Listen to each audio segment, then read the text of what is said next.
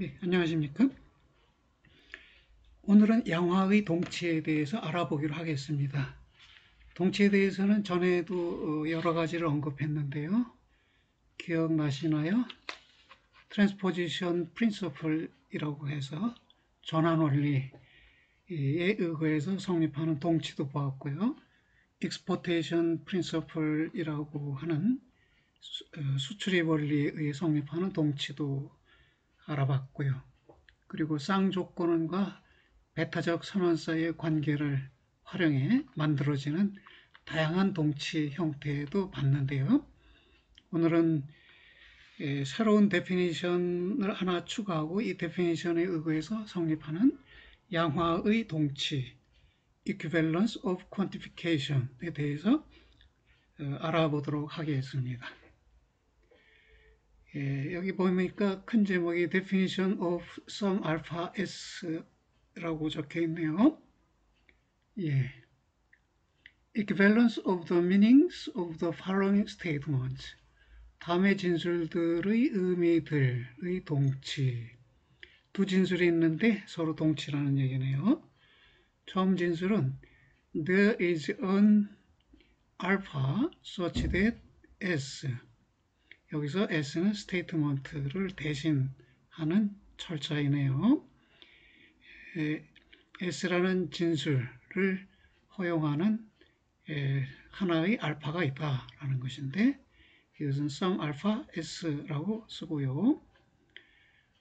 It's not true that for all alpha, not S. 이것은 모든 알파에 대해서 not S라는 것은 참이 아니다 라는 말인데 not all alpha, not S 이렇게 씁니다. 여러분 대당사각형에 대해서 알아봤던 거 기억하시나요? 이거는 특징 긍정 명제예요. some alpha니까 특징이고 S 앞에 부정기호가 없으니까 긍정이에요. 특징 긍정 진술입니다. 이것은 all alpha니까 전칭인데 S 앞에 부정기호가 있어요. 따라서 이건 부정명제인데 앞쪽에 틸데가 하나 더 있어요. 이 말은 전칭 부정명제의 부정이라는 것이죠. 대강사각형을 그렸을 때 전칭 부정명제는 우측 상단에 있죠. 그에 대한 모순명제는 좌측 하단에 있죠. 즉 특징 긍정명제는 좌측 하단에 있고 전칭 부정명제는 우측 상단에 있어요. 근데 둘이 모순관계이잖아요. 그래서 둘 중에 어느 하나를 부정하면 그 모순관계의 명제가 돼요. 그래서 그것을 활용해서 다섯 번째 정의로 삼습니다. 다시 말해 definition 5라는 것은 some alpha s is to be defined to be not all alpha, not s라는 것입니다. 다시 말해 특징 긍정 명제는 전칭 부정 명제의 부정으로 정의된다는 것입니다. 이 정의를 활용하면요, 정의를 활용하면 이 연원이 조건원의 형식으로 바뀌는 것을 알아볼 수 있는데요. 한번 볼까요? some x open parenthesis s x double x close parenthesis 이것은 이렇게 정의되네요. not all x not open parenthesis sx double x close parenthesis 자 이랬을 때 지금 이거는 스테이트먼트 s가 이 sx wx에 의해 대치된 셈이고요. 이 대치된 이 진술이 그대로 밑에 나타났습니다. 그런데 이것을 이 오퍼레이터, or 오퍼레이터 뒤쪽에 있는 이 not 괄호 열고 sx wx 가로 닫기 이 문장을 가운쪽 조건으로 바꿀 수 있겠죠. 바꾸려면 우선 wx를 이중 부정해서 not wx로 바꿔놓고요. 더블리게이션에 의한 것. 그러면 이제 이것이 not하고 가로 열고 sx 단 not wx 가로 닫기는 이렇게 되는 것이죠. 이거죠. sx 된 not wx가 됩니다. 그러면 여기서는 sx wx 연원이었잖아요.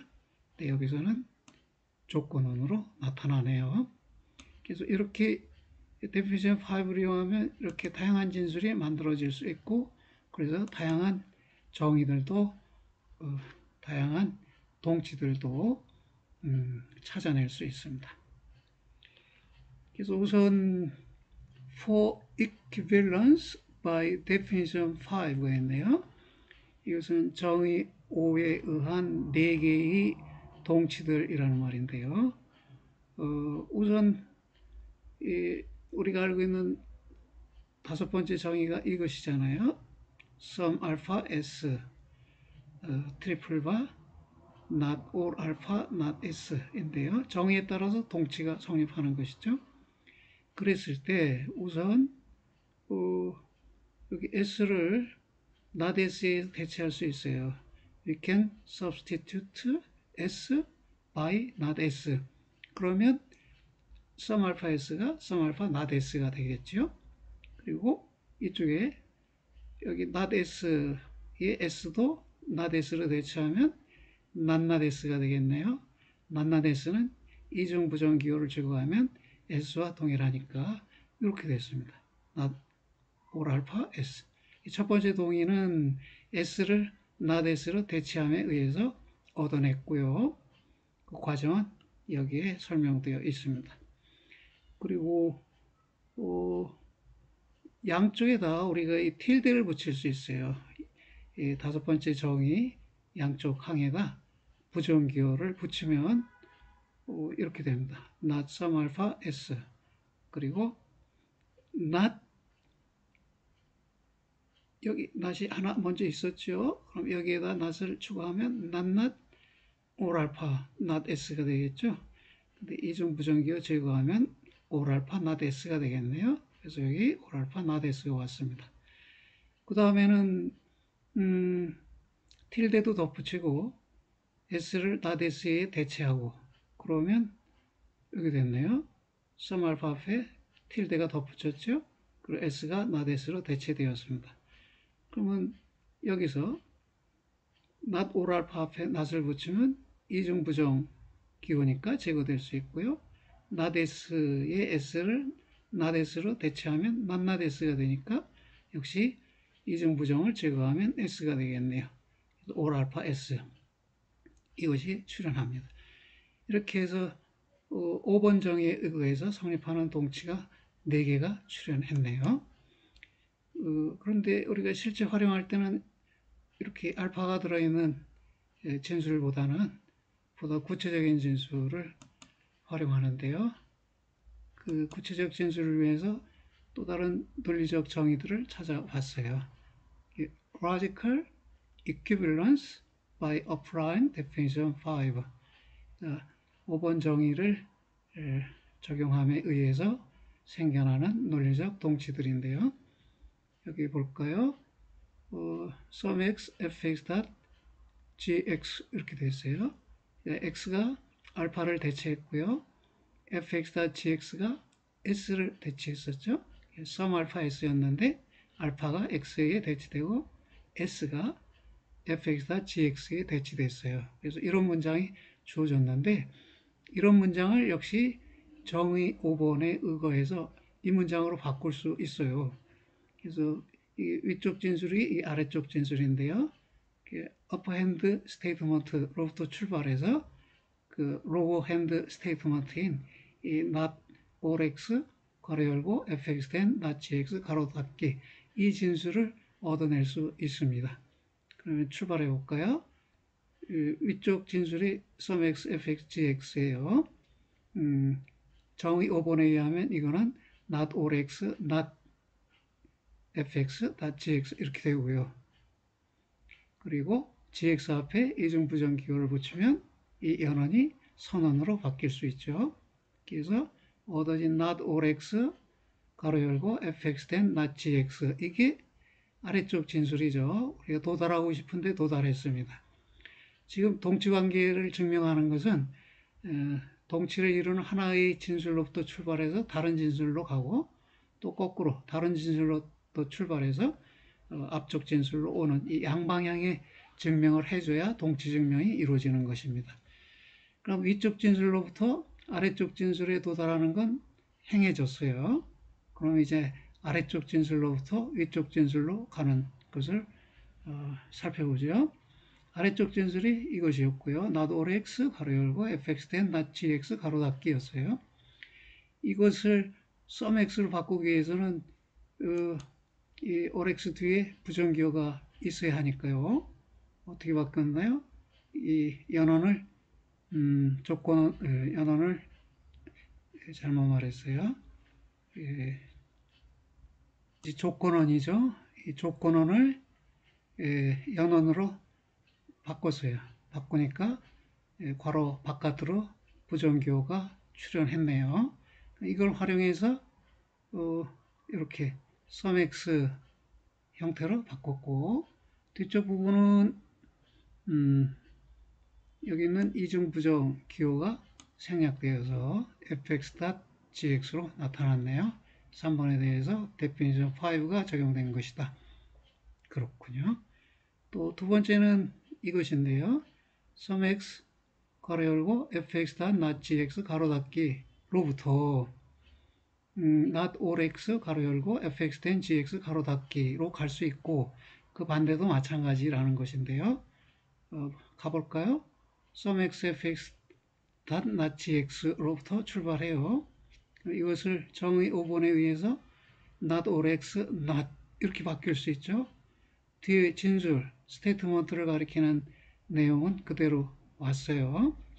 그리고 이것이 연원인데 괄호 밖에 부정기호가 있는 연원이니까 이 조건원으로 바뀔 수 있네요. 그래서 이렇게 해서 아래쪽 진술이 얻어졌고요. 그럼 다시 아래쪽 진술로부터 출발하는 거예요. 아래쪽 진술을 전제로 놓고 위쪽 진술을 찾아내는 것인데요. not all x 하고 이 조건원을 연원으로 바꿨어요. 그래서 not 가로 열고 fx.not gx 가로 닫기로 바뀌었고요. 이것은 정의 5에 의해서 곧바로 sumx fx.not gx로 바뀌네요. 세 번째는 어떤 건가요? not sumx 가로 열고 fx.gx 가로 닫기였는데 이로부터 all x 가로 열고 fx.not gx 가로 닫기 이걸 도출할 수 있고 그 반대도 마찬가지다 라는 것인데요. 그러면 출발할까요? 위쪽 진술 not sumx 가로 열고 fx.gx 이걸 전제로 놓고 출발합니다. 정의에 의해서 not all x not 이라는 형태가 와야겠죠? 그래서 왔습니다. 나머지 요소들은 그대로 남아 있고요. 이 sumx만 not all x not 이라는 형태로 바뀌었어요. 그런데 그 결과로 보니까 이중 부정이 나타났어요. 이중 부정은 A11에 의해서 제거할 수 있고요. 그래서 먼저 제거했고 그 다음에 뒤쪽 부분은 이것도 조건원으로 바꾸기 위해서 이중 부정 기호를 덧붙였어요. 이건 부분 진술에서의 대치이기 때문에 S라는 말을 쓰고 무엇에 의한 대치인가를 가로수에 적어줬어요. 그러니까 substitution by obligation 이런 뜻입니다. 그러니까 GX가 not GX로 바뀐 것은 부분 진술에서의 이중 부정에 의한 대치이다. 이런 뜻이 되겠네요. 그 다음에 이것은 다시 조건원으로 정의에 의거해서 definition 2에 의거해서 fx not gx로 바뀌네요. 왜 이렇게 바꾸느냐 하면요. 전칙 명제의 완전한 형식은 가원적 조건원이에요. 그리고 특칙 명제의 온전한 형태는 연원이에요. 지금 이게 연원이잖아요. 이건 전칙 명제인데 조건원이고. 근데 우리가 전환하는 과정에 보면은 이렇게 이게 전칙 명제인데 연원의 형태를 가지고 있어요. 완전한 탈바꿈을 아직 못한 것이죠. 완전한 형태로 이렇게 전환시켜 줬고요. 또 그러면 이것으로부터 출발할까요? all x 가로 열고 fx 된 not gx 가로 닫기로부터 출발하면 이제는 sum x 형태로 가야 하니까 어떻게 하면 갈 수 있을까요? not all x not 이라는 모습이 등장하면 sum x로 옮겨갈 수 있어요. 그래서 not all x 형태가 나오도록 이중부정을 덧붙여 줬고, 그 다음에 뒤쪽에 이 조건원을 정의 2번 정의에 의해서 이렇게 연원으로 바꿨어요. not fx, not gx 이렇게 됐네요. 그러면 not all x, not을 sum x로 바꾸고 나머지는 남겨두고 그러면 이런 상태인데 여기서 gx 앞에 있는 이중부정도 제거될 수 있어요. 부분진술에서의 이중부정의 대치니까 이렇게 4, s 가로 열고 dn 이렇게 썼어요. 이건 4번 진술에 대해서 이중부정에 의한 대치가 이루어진 것이다. 이런 설명입니다. 그러면 하나 더 볼까요? 이것인데요. not sum x 가로 열고 fx 단 not gx 가로 닫기로부터 all x 가로 열고 fx 된 gx 가로 닫기를 도출할 수 있고 그 반대도 마찬가지다 라는 것이에요. 그럼 from upper hand statement we can arrive at all x open parenthesis px 된 gx close parenthesis 이렇게 되네요. 그래서 먼저 어퍼핸드 스테이트먼트가 전제로 제시되고 이로부터 sum x 특징 명제를 전칙 명제로 바꾸기 위해서 정의상 sum x는 not all x not 형태로 바뀌니까요. 그렇게 바꿨어요. 나머지들은 그대로 내려오는 것이고요. 그 다음에 이중부정 기호가 제거되고 또 연원 속에 있는 부정기호들을 이용해서 연원을 이렇게 조건원으로 바꿨습니다. 3번 진술에 대해서 이중부정에 의한 부분 진술에서의 대체의 결과로 이것이 얻어졌네요. 이게 최종 결론인가요? 예. 얻고자 하는 진술이 얻어졌습니다. 이 앞에 therefore sign이 넣어야 하고요. 이 앞에도 therefore sign 또는 three dots in a triangle이 넣어야겠네요. 이렇게 해서 네 가지 동치들 5번 정의를 활용함에 의해 얻어지는 논리적 동치들을 살펴봤습니다. 의미를 한번 추적해 볼까요, 여러분? 이거 특징 긍정 명제죠? 이거 어떻게 읽을까요? 이건 전칭 부정명제의 부정이에요. 특징 긍정 명제는 전칭 부정명제의 부정이다. 대당사각형을 생각해 보세요. 대당사각형에서 꼭지점들 사이에 놓여 있는 네 명제의 관계를 생각하면 이해하실 수 있습니다. 이것은 특징 부정명제죠. 특징 부정명제는 무엇의 부정이 될까요?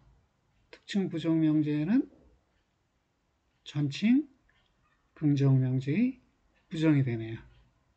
또는 전칭 긍정명제의 부정은 곧 특징 부정명제이다. 또 이것은 특징 긍정명제의 부정이네요. 특징 긍정명제를 부정하면 모순된 명제가 출현하죠. 특징 긍정명제의 모순된 명제는 전칭 부정명제죠. 그리고 이것은 특징 부정명제의 부정이에요.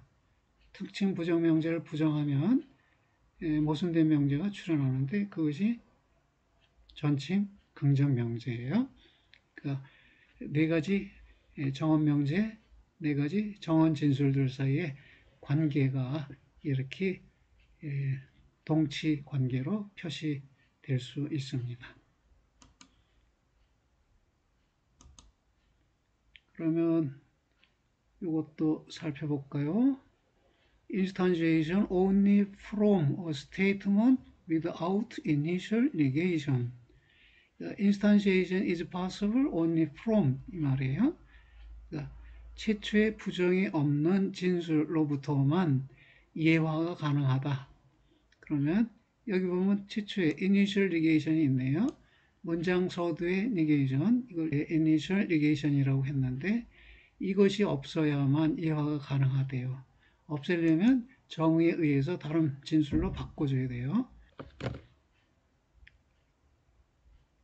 특징, 긍정명제의, 부정은 전칭, 부정명제이죠. 이렇게 정의상 바뀌었는데요. 1번 진술에 대해서 Q가 적용되었다. Q가 뭐냐? Q is designation for equivalence of quantification. 양화 동치에 대한 표시 또는 지칭입니다.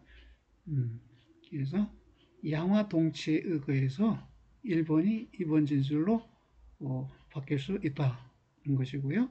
그 다음에 이 2번 진술로부터 즉 전칭 부정 명제로부터 이해화가 이루어져서 PA.LA then not FA 이런 이해화가 가능해지는 것이네요. 반면에 generalization from a statement is possible both with initial negation and without it. 그러니까 일반화는 그 초기 부정을 지닌 진술과 지니지 않은 진술 모두로부터 가능하다라는 것이에요. 그래서 여기 보면 initial negation이 있어요. 이것으로부터 곧바로 일반화가 가능하다는 거예요. 전칭 일반화 하면은 이게 A14이었죠. A14번. 그래서 all x not open square bracket open parenthesis px.lx close parenthesis fx close square bracket 이렇게 됐고요. 이것은 일본에 대해 A14가 즉 Universal Generalization Principle이 적용된 결과이다 이 말이고요. 여기서 not 괄호 열고 PA.LA 괄호 닫고 .FA 이 전제로부터 실존 일반화도 곧바로 가능하다는 거예요. Some x not open square bracket open parenthesis px.lx close parenthesis fx close square bracket 이렇게 됐어요. 이거는 1번 진술에 대해서 A16 즉 existential generalization principle이 적용된 것이다. 좀 차이가 있네요. 예화는 initial negation이 없는 진술로부터 가능하지만 일반화는 initial 부정이 있건 없건 상관없이 모든 진술로부터 가능하다라는 이야기네요. 그렇습니다. What is Islam? 우리는 별로 물어볼 기회가 없는 물음인데 가끔은 물어볼 필요도 있겠네요. 자, 글씨가 작은데요. 이거 여러분 읽으실 수 있나요? 새로운 주제입니다. 큰 제목을 보니까 The Application of Truth Tables to Argument Involving Quantification. 그러니까 양화를 포함한 논증에 진리표들을 적용하기 이렇게 했습니다. 진리표들을 적용해서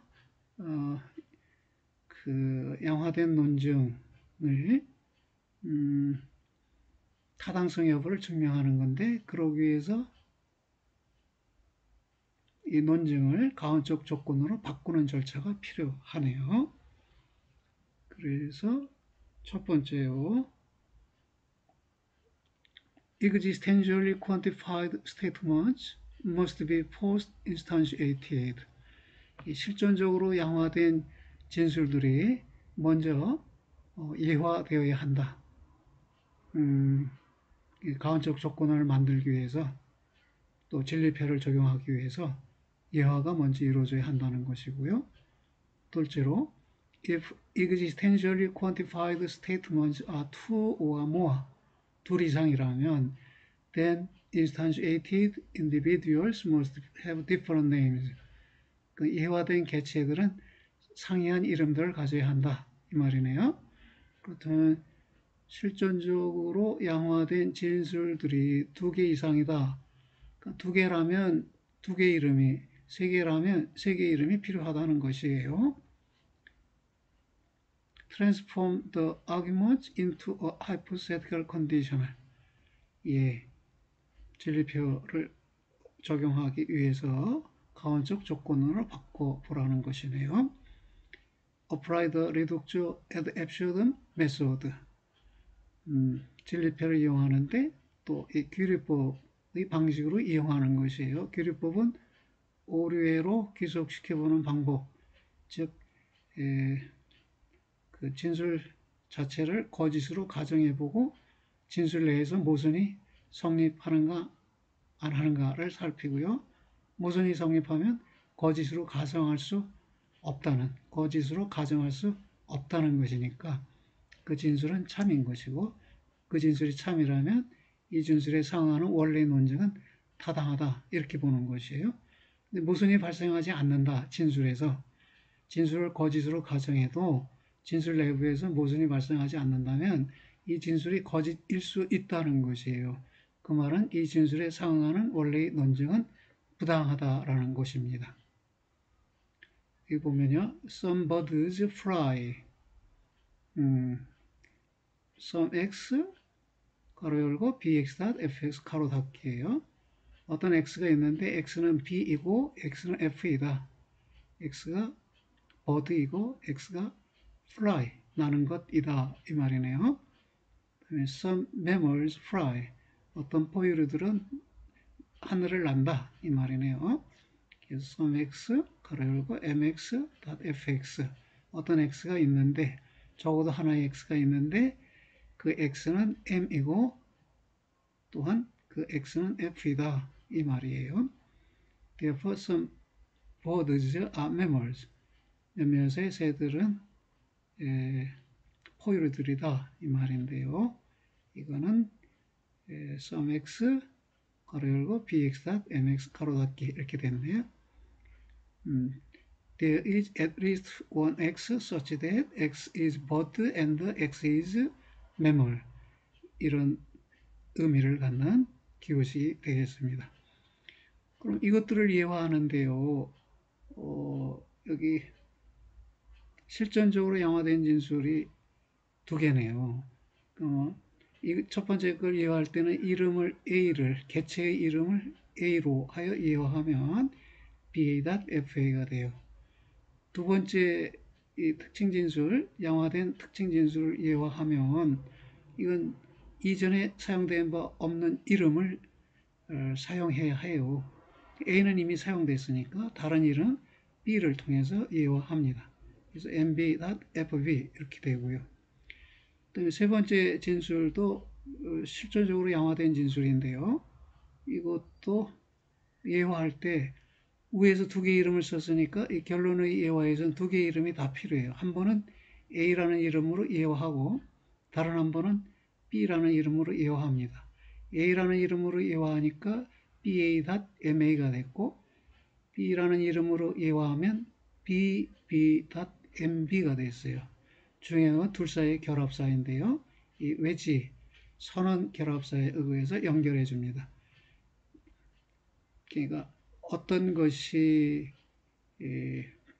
B이면서 M이다라는 말은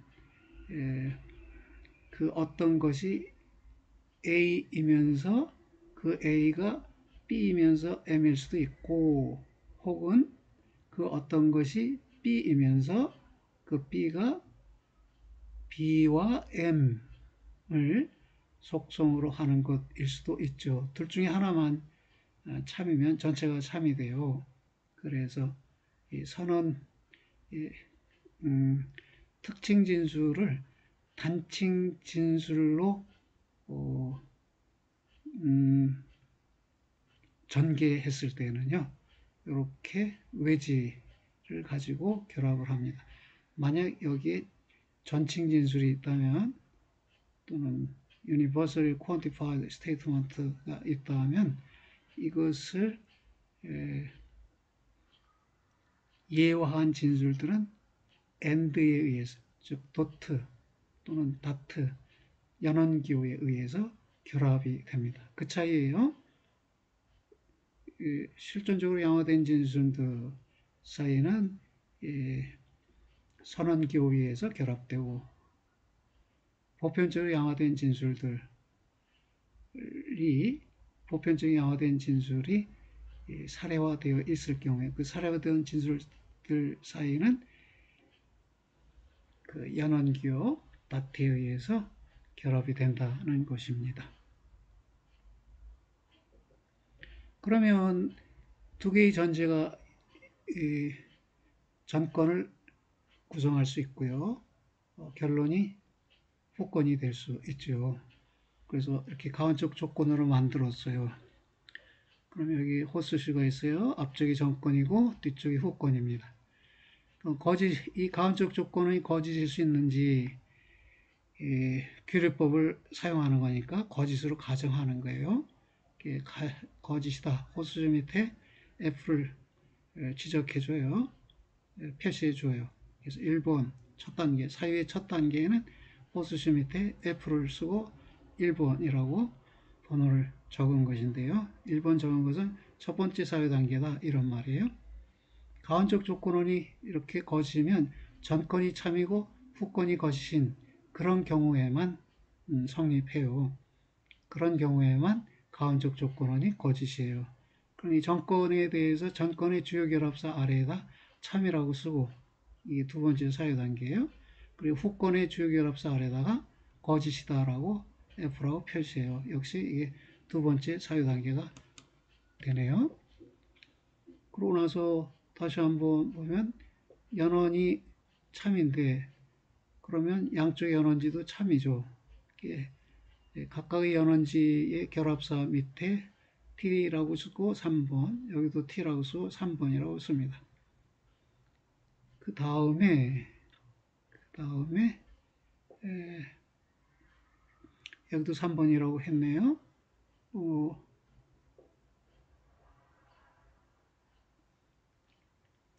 그 후건이 선언인데 거짓이에요. 그러면 선언지 둘 다 거짓이어야만 하지요. 그래서 선언지들 내부의 결합사 밑에 거짓이라고 적어주고 세 번째 사회 단계다라고 해서 3번이라고 적어줬습니다. 조금 더 한 단계 더 들어가야죠. 그러면 이 연원이 참이다. 그러면 연원지 두 개 모두 참이죠. 이게 4번이 되겠네요. 여기도 연원지가 참이다. 그럼 연원지 둘이 MBFB 모두 참여해야지. 이게 4번이 됩니다. 그 다음에 옮겨 적는 과정을 거쳐야겠네요. BA 진리값이 T예요. BA가 어디 있나요? 여기 있네요. BA 밑에 T라고 적고 이게 다섯 번째 사유 단계다. 5번 적고 또 FA 진리값이 T인데 여기 있나요? 없네요. MB의 진리값이 T 4번인데 있나요? 여기 있네요. 여기 MB가 있네요. MB 밑에 T라고 적고 5번 적고 FB가 T 4번인데 FB가 있나요? 없네요. 그럼 두 개 옮겨 적어졌는데 5번이 옮겨진 것이죠. 여기 BA.MA를 볼까요? BA.MA 연원이에요. 연원이 거짓이에요. 그런데 옮겨 적은 BA 진리값이 T예요. 그럼 남아있는 MA 진리값은 거짓이 되죠. 연원이 거짓이라면 연원지 둘 중에 하나가 적어도 하나가 또는 둘 다가 거짓인 것이죠. 근데 하나가 참으로 주어졌으니까 다른 하나가 반드시 거짓이 되어야 하네요. 그래서 MA 밑에 F를 적고 이게 여섯 번째 사유 단계다라고 하고요. 그 다음에 우측에 선원지로 와서 선원지 자체가 연원이에요. 근데 한쪽 연원지 MB가 T이고 연원 자체는 거짓이에요. 그럼 다른 연원지는 거짓이어야죠. 그래서 거짓이라고 쓰고 7번이라고 적었습니다. This hypothetical conditional is false in the following case. 다음과 같은 경우에 이 가운적 조건의 거짓이라는 것이에요. 즉 BA가 T일 때 5번에서 오듯이 BA가 T라는 게 4번에서 나타나고 5번에서도 나타났어요. 나중 번호를 적어 주세요. 왜냐하면 이 T라는 진리값이 나중에까지 유지됐다는 것은 이 5번이라는 것이 4번보다 나중이잖아요. 그래서 5번을 적는 것은 오래도록 B의 진리값이 유지됐다는 것을 알려주니까요. 그 다음에 F의 진리값은 T인데 T가 4번에도 나타나고 그뿐인가요? 예. 그 다음에 MB의 진리값이 T인데 4번에 나타나고 여기 T 5번에서도 나타나요. 그래서 5번 번호를 즉 나중 번호를 적어줬습니다. FB T 4번인데요. 끝뿐인가요? 예, 끝뿐이네요. 그 다음에 MA 진리값 F인데 6번에서 나타났네요. 그리고 BB의 진리값은 F인데 7번 단계에서 나타났어요. 이렇게 5번 단계에서 T로 나타나듯이 누가? BA가 또 FA가 4번 대에서 T로 나타나듯이 이런 식으로 각각의 항이 이런 진리값을 각기 갖는다면 이 가운적 조건은 거짓이에요. 거짓이 성립해요. 그러면 이 가운적 조건에 상응하는 원래 논증은 부당하다 이렇게 판단하는 것입니다.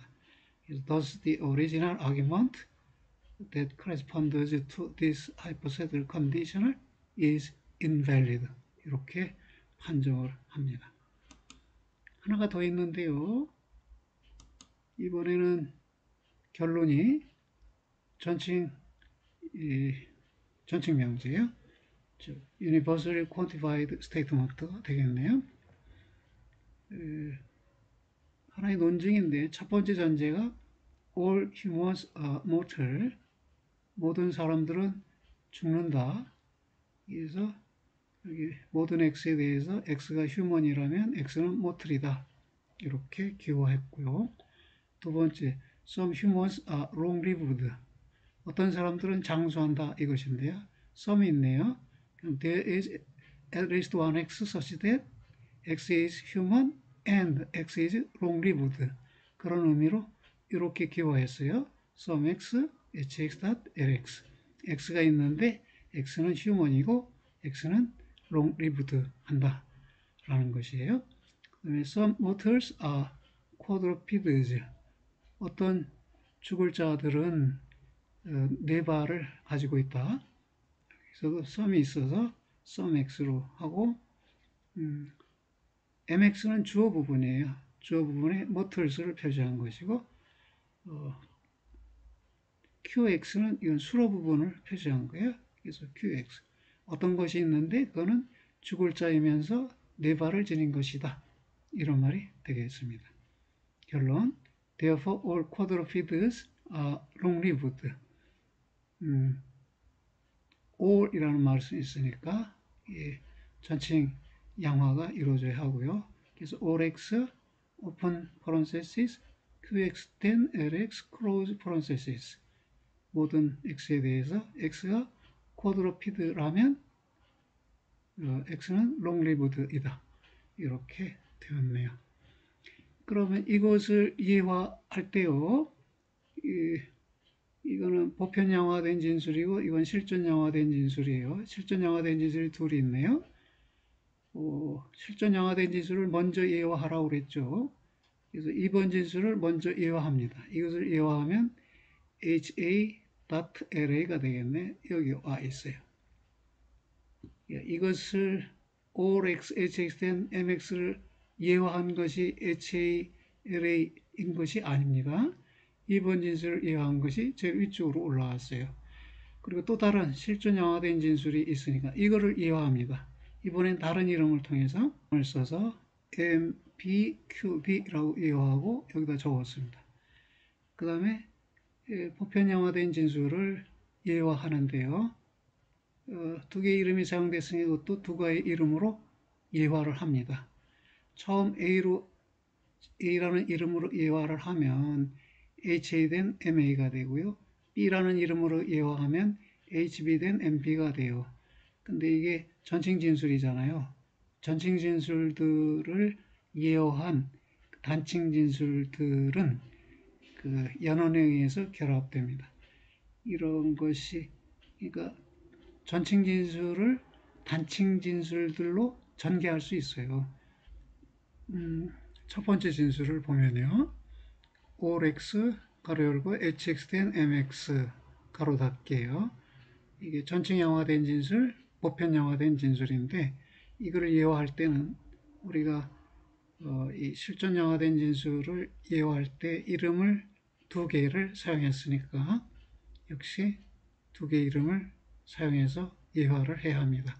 첫 번째 A라는 이름을 써서 예화하면 HA 된 MA가 되고요. B라는 이름을 써서 예화하면 HB 된 MB가 되나요. 둘 사이의 결합사는 연원기호가 됩니다. 그 전칭 진술들을 단칭 진술들로 전개했을 때 이 단칭 진술들 사이의 연결 결합사는 연원입니다. 반면에 특칭 진술들을 단칭 진술들로 전개했을 때 이 단칭 진술들 사이의 결합사는 선언입니다. 즉 단칭 진술들의 선언적 결합 이것이 특칭 명제와 동치가 되고요. 단칭 진술들의 연원에 의한 결합은 전칭 진술과 동치가 됩니다. 그러면 이 결론도 예화할 때 두 개의 이름이 필요하지요. A와 B라는 두 이름을 써서 먼저 A를 통해서 예화하면 QA 된 LA가 되고요. 이와 같이 B라는 이름을 써서 예화하면 QB 된 LB가 되고요. 역시 전칭 명제에 대한 단칭 명제들로의 전개이니까 단칭 명제들의 연결사는 연원이 되어야 합니다. 이렇게 해서 그 이화가 모두 이루어졌어요. 그럼 세 개의 전제들을 결합하면 전건이 되고 결론은 후건이 되네요. 그러면 이와 같은 가원적 조건원이 만들어집니다. 이 가원적 조건원에 대해서 우리가 규리법을 적용하는 것이니까 주요 결합사 밑에 F를 지정해 줘요. designate F under the horseshoe 이렇게 말해서요. 가정해 보는 거예요. 이렇게 가정이 모순 없이 성립하는가를 보는 것입니다. 그러면 이 가원적 조건원이 거실 경우는 전건이 참이고 후건이 거신 경우뿐이에요. 오직 그뿐이에요. 그렇다면 전건이 참이라는 걸 표시하기 위해서 전건의 주요 결합사 밑에 T라고 적습니다. 전건이 적어도 세 개의 진술로 되어 있어요. 결합사가 여기 하나 있고 여기 하나 있고 이것이 주요 결합사들이 되겠네요. 그 밑에 T라고 쓰고 2번 사회단계에서 확정했다. 여기도 T라고 쓰고 2번 사회단계에서 확정했다라고 표시해 둡니다. 그 다음 단계는 그 각각의 연원지 내부에서 역시 결합사가 있는데 그 밑에도 참이라고 적어줘야겠죠. 왜냐하면 두 개의 연원지가 참이라면 각각의 연원지 자체도 참여해야 하고 그러면 하나의 연원지 내부에 있는 주요 결합사 밑에다 참이라고 이렇게 표시를 해줍니다. 여기도 참이라고 표시해서 3번 하고요. 여기도 표시해서 3번으로 하는데 표시하는 김에 양쪽 연원지 밑에도 한꺼번에 참이라고 표시해서 사유단계를 한 단계 줄여보려고 했어요. 4번이라고 쓰는 것이 더 바람직할 수도 있는데 내치는 발걸음에 그냥 3번으로 표시해서 한 단계 사유단계를 축소했네요.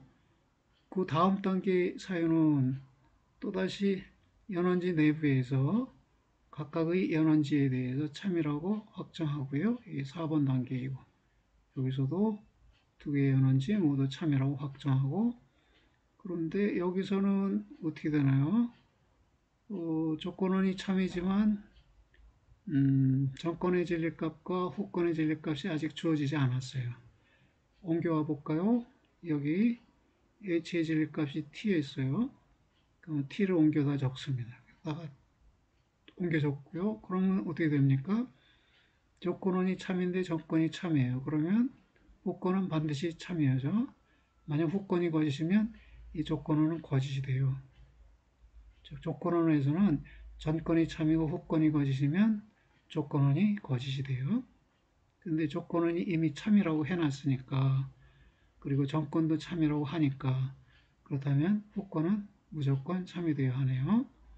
그래서 HA가 참이라는 건 옮겨 적어온 덕분이고, 그 다음에 MA가 참이라는 것은 이 조건원의 진리값의 구조에 따라서, 전건 후건의 관계에 따라서 확정한 것이네요. 그 다음에 이쪽에 조건원에 대해서는 어떤가요? MB의 진리값이 확정됐나요? 여기 앞서 확정돼 있었네요. T라고 4번 단계에서 확정돼 있으니까 T를 옮겨줬고 다음 단계이다, 즉 5번 단계이다 라고 적어줬습니다. 그럼 어떻게 되나요? 조건원이 참인데 후건이 참이에요. 그러면 조건은 참이든 거짓든 상관없이 항상 조건원이 참이 돼요. 그래서 HB는 T일 수도 있고 F일 수도 있어요. 무엇이든 상관없어요. 그래서 비워뒀습니다. 그 다음에 이쪽에 가니까요. 옮겨 적는 과정에서 QB의 진리값이 여기 QB가 T인데 이것을 여기다 옮겨 적었어요. 그러면 T가 되고 따져봐야겠네요. 이게 후건이 두 개의 연원지로 된 연원이에요. 그럼 연원이 거짓이라면 세 경우가 있나요? 둘 다 거짓인 경우, 앞쪽 연원지가 거짓인 경우, 뒤쪽 연원지가 거짓인 경우. 그런데 지금 확정된 것이 앞쪽 연원지가 참이라고 확정했어요. 근데 연원 자체는 거짓이에요. 그러면 뒤쪽 연원지는 거짓이 되어야 하네요. 그래서 F라고 적고 이게 8번의 사유 단계이다. 그러면 전건이 참이고 조건은 자체는 거짓이라면 후건은 거짓이어야 하네요. 그래서 9번이라고 적었습니다. 그래서 여기 나중에 나타난 이 각각의 진술들이 아래와 같은 진리값을 가질 경우에 이 가운쪽 조건은 거짓이라는 것입니다. This hypothetical conditional is false in the following case.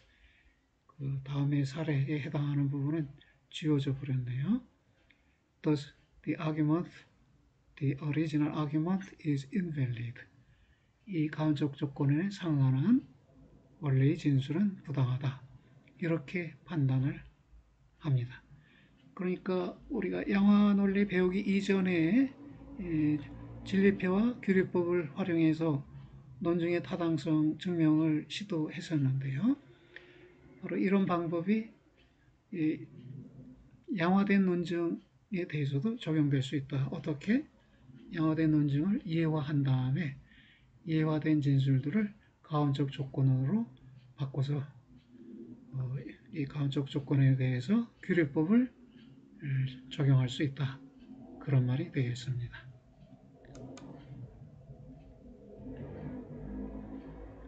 그러면요,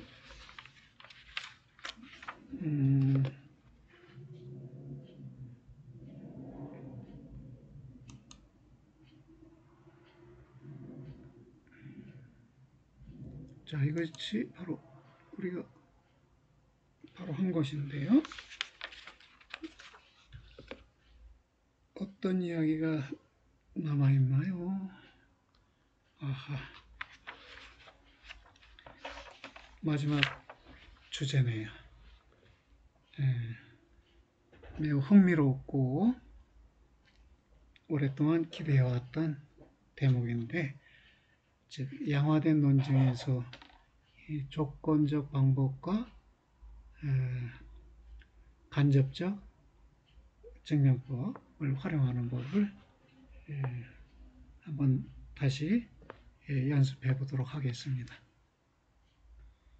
The conditional method 또는 the conditional method of proving the validity of an argument, 이렇게 긴 말의 준말인데요.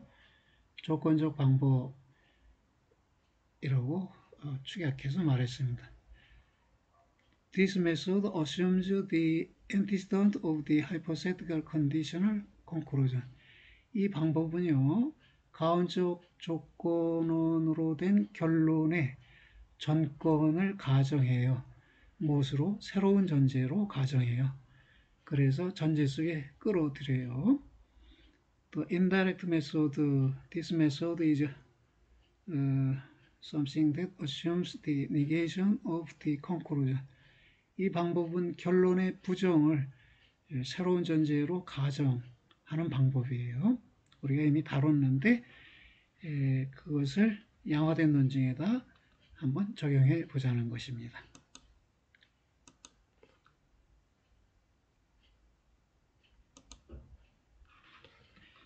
그래서 하나의 논증이 소개됐습니다.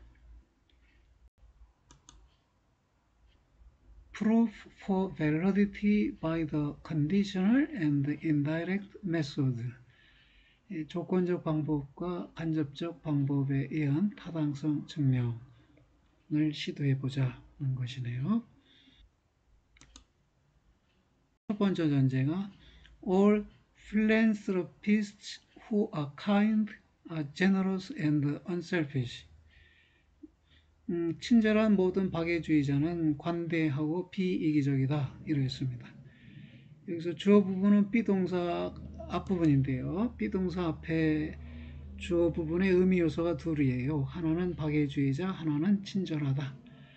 그러면 주어를 구성할 때 X는 박애주의자이고 X는 친절하다 라는 이 부분이 주어 부분이 됩니다. 그리고 수로 부분도 의미 요소가 둘인데요. 관대하고 비이기적이다 라고 하니까 이렇게 gx.ux 이렇게 했어요. 모든 x에 대해서 x는 philanthropist and kind. Then X is generous and X is unselfish. 이런 말인데요. 이것이 첫 번째 진술에 대한 양화 기호식이고요.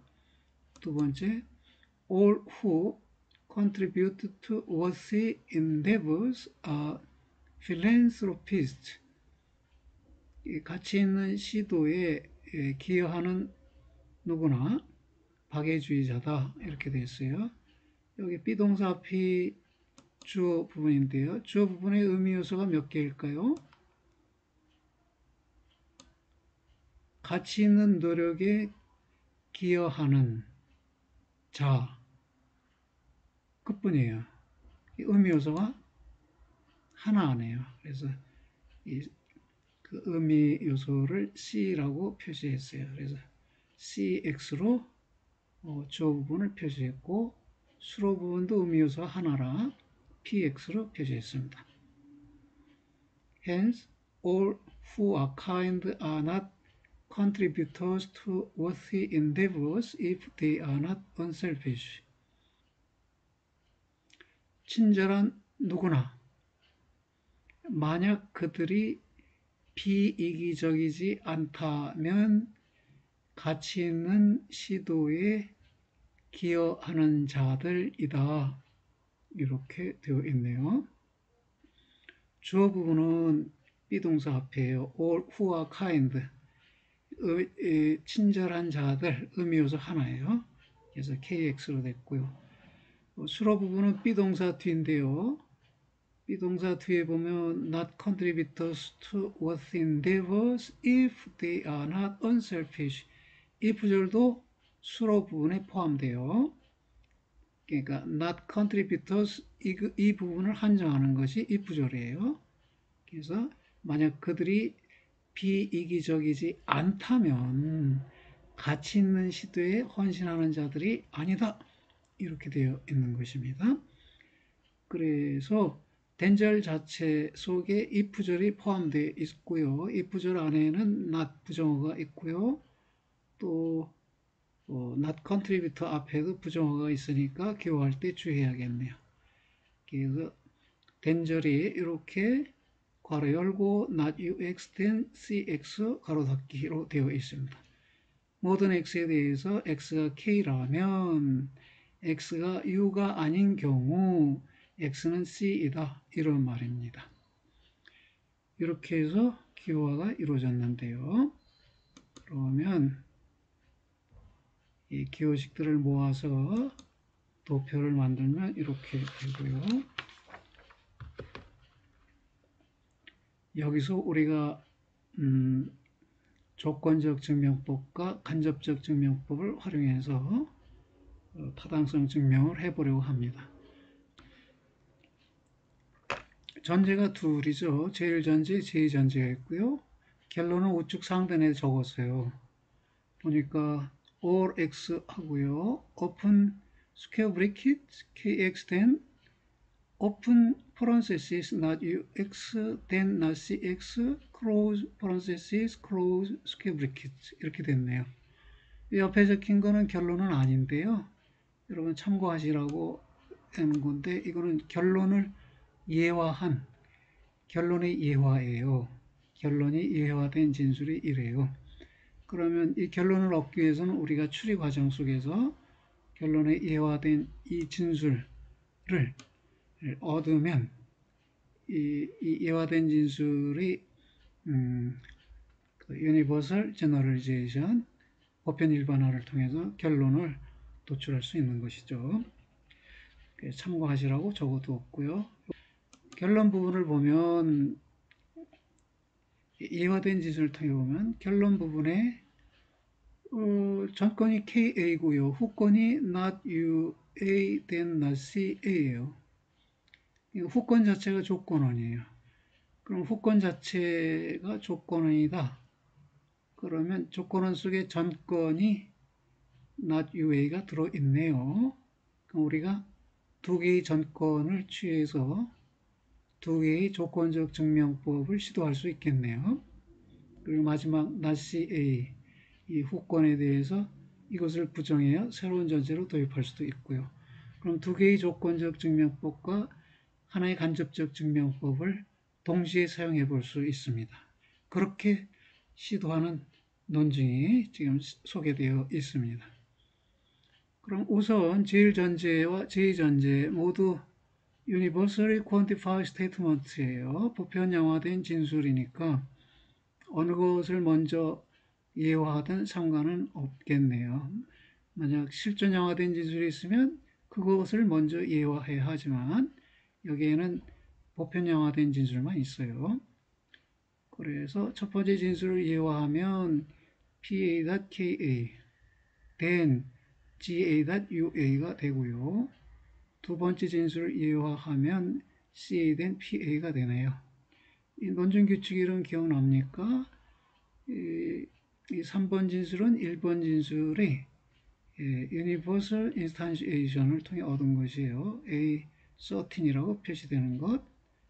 Universal Instantiation Principle.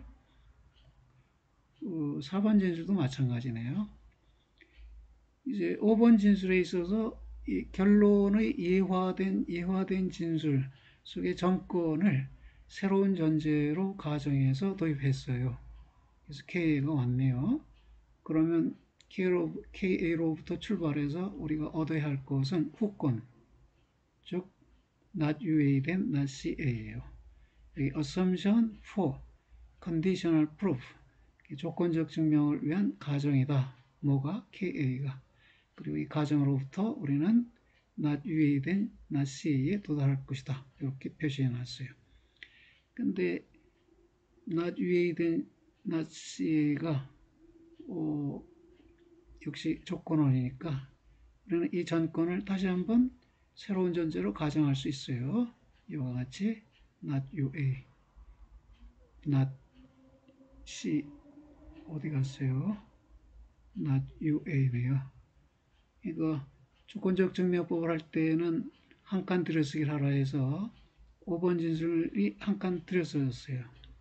근데 6번 진술도 새로운 조건적 증명법을 시도하는 단계니까 또 한 줄 들였었어요. 그리고 나서 not UA로 시작해서는 not CA를 얻어야 하는데 이 not CA에 대한 부정을 새로운 전제로 도입했어요. 그래서 not CA가 이게 새로운 전제로 도입되는데 이것은 assumption for indirect proof예요. 간접적 증명을 위한 가정입니다. 그러면 이 간접적 증명법이란 뭐냐 하면 모순된 두 진술을 찾아내고 그 다음에 A12와 A4를 이용해서 원하는 결론을 얻는다는 것이에요. 그러면 모순된 진술을 찾아내기를 시작하죠. 자, 낱낱 CA는 이중부정에 의해서 CA가 되어 이중부정 원칙 중에 이중부정 기호를 제거하는 게 A11입니다. 그래서 CA가 됐고요. CA는 8번은요.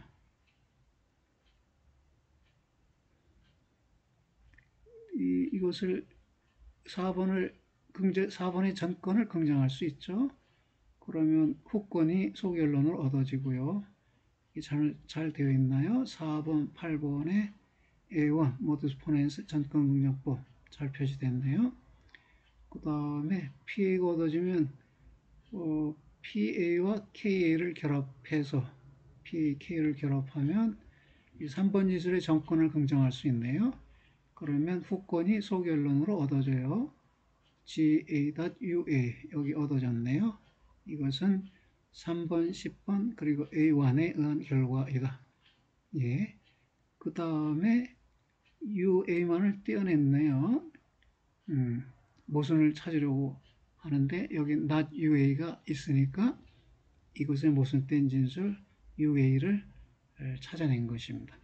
이것은 11번 진술에 A8 연원 교환성 원리를 적용하고 그 결과에 대해 A7 단순화 원리를 적용한 결과이다 라는 것이네요. 그러면 모순된 두 진술을 찾아낸 다음에 A12, A4를 활용한다고 그랬어요. A12는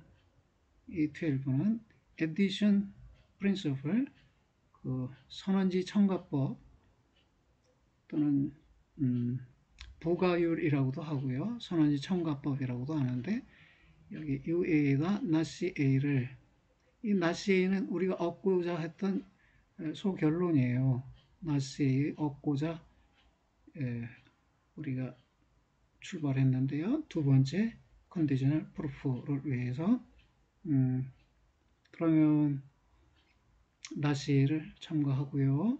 UA에 대해서 모순된 진술인 not UA에 의해서 앞쪽 UA를 제거해요. 이 과정이 A4 선언 3단 논법이죠.